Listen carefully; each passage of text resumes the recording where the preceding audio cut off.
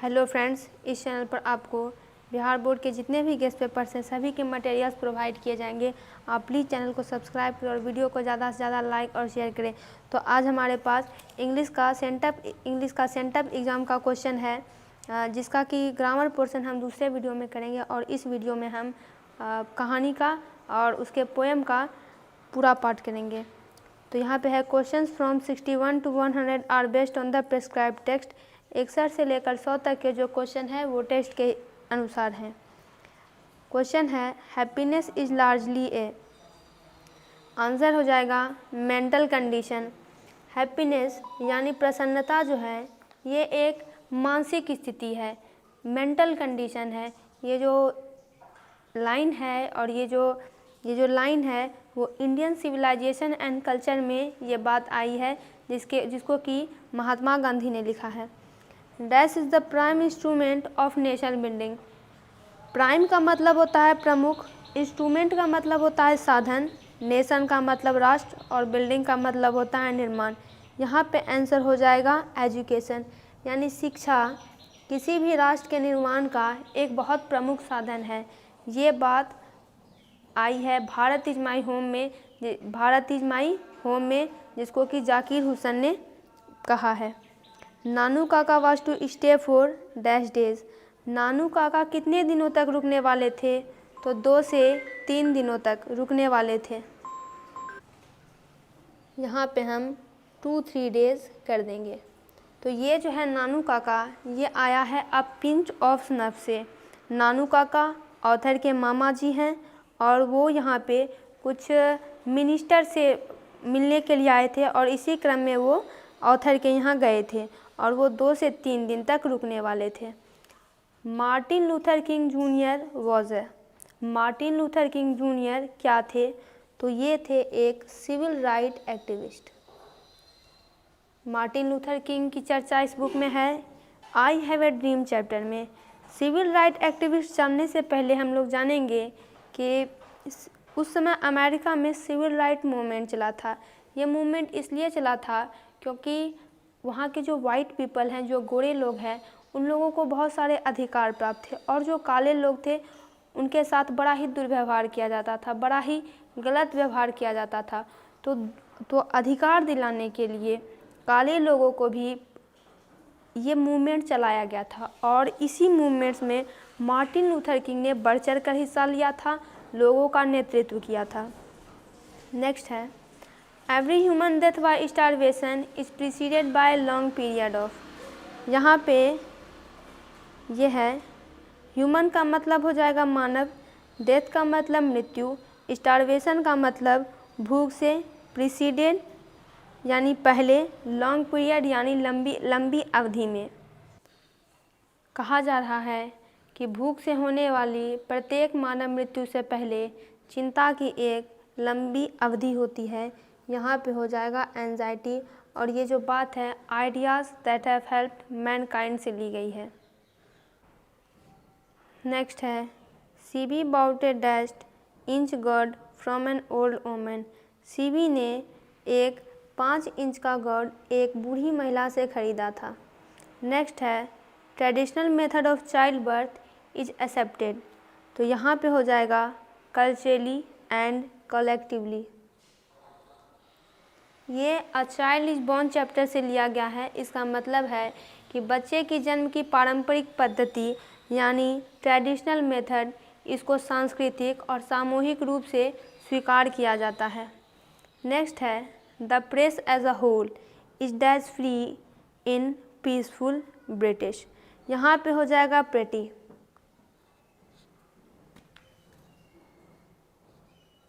मतलब कि शांतिपूर्ण ब्रिटिश में प्रेस कुल मिलाकर काफ़ी स्वतंत्र है। When Benji left school he had. जब बेंजी ने स्कूल छोड़ा था तो उसके पास कितनी मुर्गियाँ थी? तो 40 और 50 hens. Lomov said that the ox meadows were his. यहाँ पे हो जाएगा ऑक्स मीडोज। देखिए ये जो है मैरिज प्रपोजल से लिया गया है। लोमोव एक लैंड ऑनर थे, वो चुबुकोव के पास किस लिए गए थे? तो विवाह का प्रस्ताव देने के लिए। और ये बात उन्होंने चुबुकोव को बता भी दी थी, लेकिन उसके बाद उन्होंने नतालिया को भेज दिया और चुबुकोव को, जो कि लोमोव को, जिसको कि सीधे सीधे कह देना चाहिए था कि वो नतालिया को प्रपोज करने के लिए आए, लेकिन उसने ऐसा नहीं किया।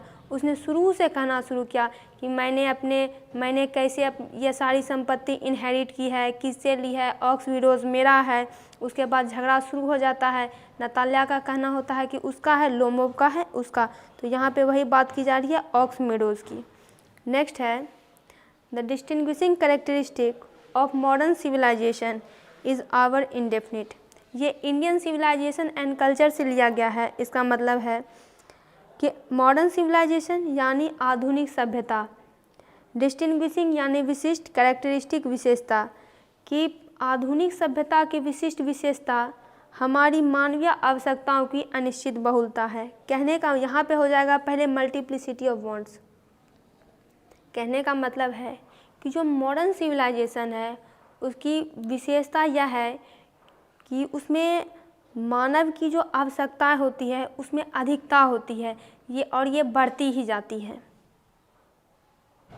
Who was overwhelmed by the trust and confidence of his people in him। overwhelmed का मतलब होता है अभिभूत। कहने का मतलब है कि अपने लोगों के उस पर विश्वास से कौन अभिभूत था, तो यहाँ पे हो जाएगा doctor Zakir Hussain. Dash women visits her house during pregnancy. Pregnancy के दौरान कौन सी महिलाएं अपने माताजी के घर चली जाती है, तो वो एक Sylheti women. Pearl S Buck came to know about India through. Pearl S Buck, जो कि India through a traveller's eye की राइटर है, उन्होंने भारत के बारे में कहाँ से जाना, तो बुद्धिज्म के जरिए। What does John Donne promise to his beloved। John Donne अपने बिलवेड को क्या बोलते हैं, क्या वादा करते हैं कि to make speedier journey than the sun, कि सूरज से भी स्पीडियर यात्रा वो अपनी करेंगे और इसके पास वापस चले आएंगे।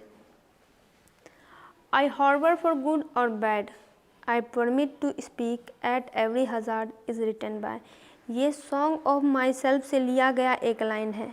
आई हॉर्बर फॉर गुड और बैड का मतलब मैं अच्छे और बुरे दोनों का आश्रय लेता हूँ, और मैं हजार्ड यानी खतरे, मैं हर खतरे पर बोलने की अनुमति देता हूँ। परमिट का मतलब अनुमति देना। और ये जो पोएम है, ये लाइन है, ये वॉल्ट विटमन के द्वारा लिखी गई है। The leaves are falling. Now the leaves are falling fast से ये क्वेश्चन लिया गया है कि अब पत्ते तेजी से झड़ रहे हैं। Leaves are falling fast. And gathering swallows twitter in the sky is taken from. ये जो लाइन है ये ओड टू ऑटम से लिया गया है। स्वालो का मतलब होता है अवाबिल, और लाइन का मतलब है कि और अवाबिल के झुंड आकाश में चहकने लगते हैं। आंसर हो जाएगा ओड टू ऑटम, जिनको लिखा है जॉन कीट्स ने। नेक्स्ट है the poet Walter de la Mare thinks that dash is not everlasting. Everlasting का मतलब होता है अस्थाई होना, अस्थाई जो हमेशा के लिए हो। लेकिन वॉल्टर डेलामेयर का मानना है कि ब्यूटी, सुंदरता जो है वो कभी अस्थाई नहीं होती। उनका मानना है कि ब्यूटी वैनिसेस, ब्यूटी पासेस, सुंदरता गायब हो जाती है, सुंदरता चली जाती है। The images and praises of dash run through both the stanzas in soldier.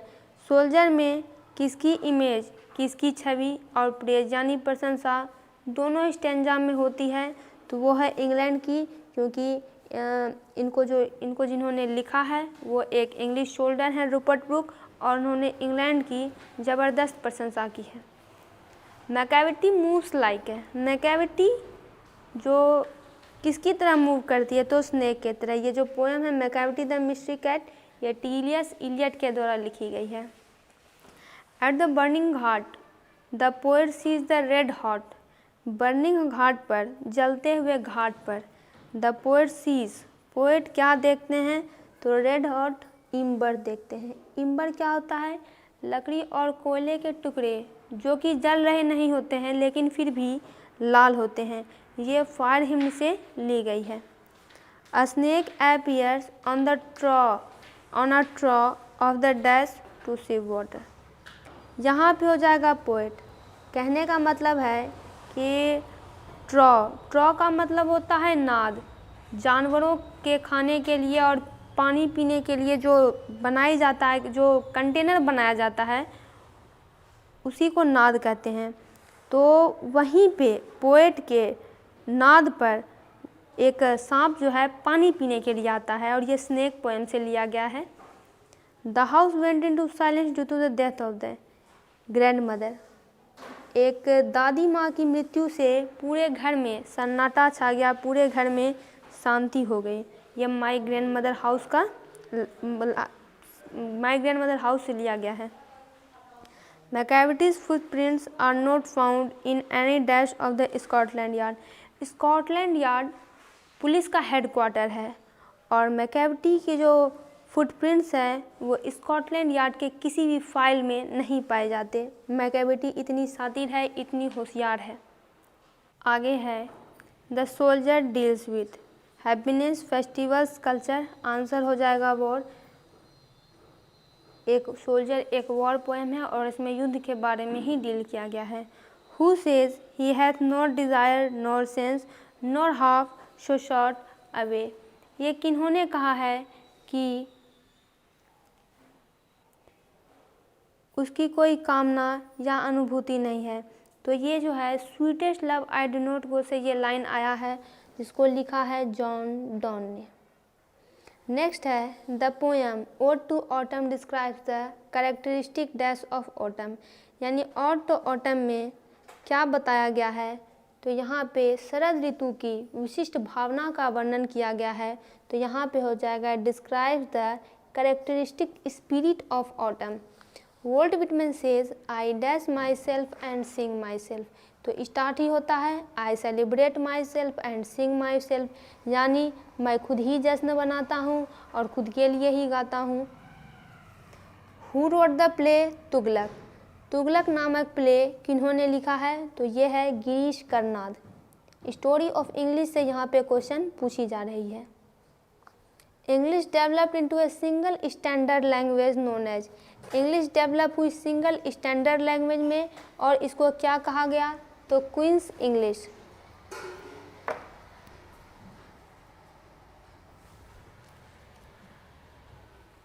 Who wrote Tom Jones.